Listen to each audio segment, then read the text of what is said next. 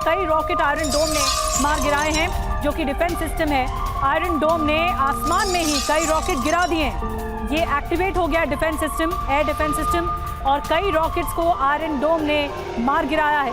Iron डोम ने आसमान में ही रॉकेट्स को मार गिराया है। ये भागते हुए, खतरा भागते हुए इसे आसमान में ही मार गिराया गया है। लेकिन जो तस्वीरें हैं वो गवाही दे रही हैं कि किस तरह का ये अटैक था।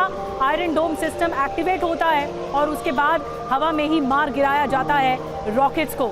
ये तस्वीरें आपको एक्सक्लूसिव तौर पर TV9 भारतवर्ष दिखा रहा है। तेल अवीव पर हमास का ये जो हमला है, किस तरह से आसमान पूरा भर गया इस तरह रॉकेट हमलों से, ये तस्वीरों में आप देख पा रहे हैं।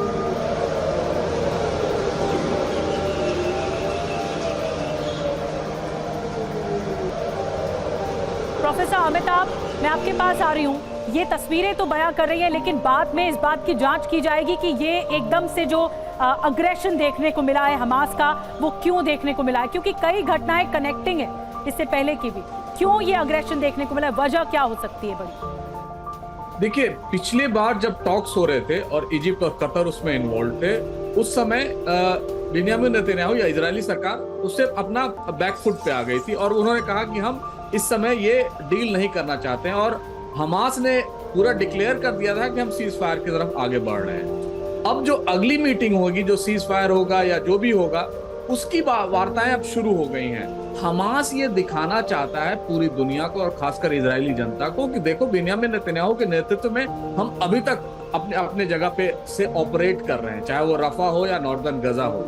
इस समय हमास एक अपर एज लेना चाह रहा है इजरायलियों से, उनको दिखाने के लिए कि देखो, ये संघर्ष लंबा चल सकता है और इसके लिए अगर तुम्हें बेंजामिन नेतन्याहू को जिम्मेवार नहीं बनाना है तो हमसे मध्यस्थता करनी होगी, खासकर हॉस्टेजेस को छुड़ाने के लिए। और बात पेच यहीं फंसी हुई है। अब सवाल यही आएगा सर, हॉस्टेजेस तक आप अभी तक नहीं पहुंच पाए हैं, लेकिन अटैक को साथ साथ काउंटर अटैक, इसके बावजूद क्या स्कोप ऑफ डायलॉग बचेगा? यही होगा मनीष अगला सवाल आपसे। उससे पहले इजराइल के आसमान में दिख रहे हमास के रॉकेट की एक और तस्वीर आपके सामने, लगातार सामने आ रहे वीडियो, और वीडियो में बीच से भागते हुए लोग, क्योंकि रॉकेट हमलों को जिस तरीके से अंजाम दिया गया, जाहिर सी बात है रॉकेट अटैक को देखते हुए ही सायरन बजने शुरू हुए और लोग जिस तरीके से आम सिविलियन सड़कों पर मौजूद थे, आम सिविलियन जो कैफे हाउस में मौजूद थे, उनके बीच अफरा तफरी मच गई। रॉकेट हमले के बीच ही और रॉकेट हमले के बाद लोगों ने किस तरीके से सुरक्षित जगहों पर शरण ली, वो तस्वीर दिखाने से पहले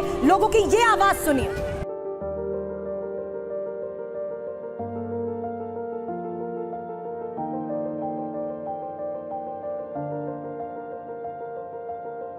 इन तस्वीरों को अगर आप गौर से देखेंगे तो लोग नीचे सड़क पर नजर आ रहे हैं।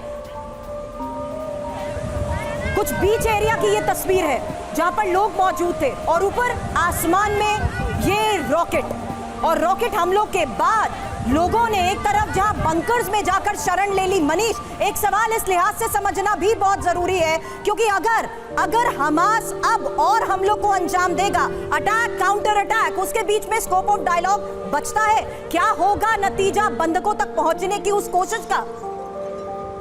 बिल्कुल, देखिए, मंगलवार को एक बार फिर से बातचीत होनी है। इससे पहले पेरिस में मोसाद चीफ और CIA चीफ और कतरी प्राइम मिनिस्टर के बीच में बातचीत हुई थी, जिसके बाद मंगलवार का दिन तय किया गया था। और इसीलिए उससे ठीक 48 घंटे पहले हमास का ये एक्शन सरप्राइज भी इस मामले में करता है कि हो सकता है कि हमास की स्ट्रेटेजी हो कि हम अपनी स्ट्रेंथ दिखाएं, लेकिन हमास के लिए ये टाइमिंग सही नहीं है, क्योंकि अभी सब कुछ इजराइल के फेवर में नहीं था, इजराइल के अगेंस्ट में था, इजराइल पर काफी दबाव था, लेकिन हमास के इस हमले ने इजराइल को मौका दे दिया है। वहीं दूसरी तरफ जो तस्वीर हम लोग दिखा रहे हैं तेल अवीव के बीच का, तो मैं बताऊं कि तेल अवीव जो कि समुद्री तट पर है, वहां पर काफी वाइब्रेंट सी बीच है और संडे का दिन है, लोग छुट्टियां मना रहे थे, लोग समंदर में मजे ले रहे थे। उस बीच अचानक ही सायरन बजता है। लगभग 6 हफ्ते के बाद अचानक से तेल अवीव में सायरन सुनाई देता है। लोगों में भगदड़ मचती है, लोग सुरक्षित ठिकाने की तरफ जाते हैं और जिस समुद्री इलाके को हम दिखा रहे हैं वहां पर काफी सारे बंकर बने हुए हैं, तो उन शेल्टर्स में जाकर वो छुपने की कोशिश भी करते हैं। इस बीच में निश्चित तौर पर तेल अवीव में हमले के बाद से नेतन्याहू और उनके IDF को अब ये दलील मिल गई है कि हमास के खिलाफ एक्शन जारी रहेगा। और राजधानी इसी वजह से थर्रा गई है, एक तरह से लोगों में दहशत है, लोग डरे हुए, सहमे हुए, बंकरों में शरण ले रहे हैं, छिप गए हैं ताकि अपनी जान बचाई जा सके।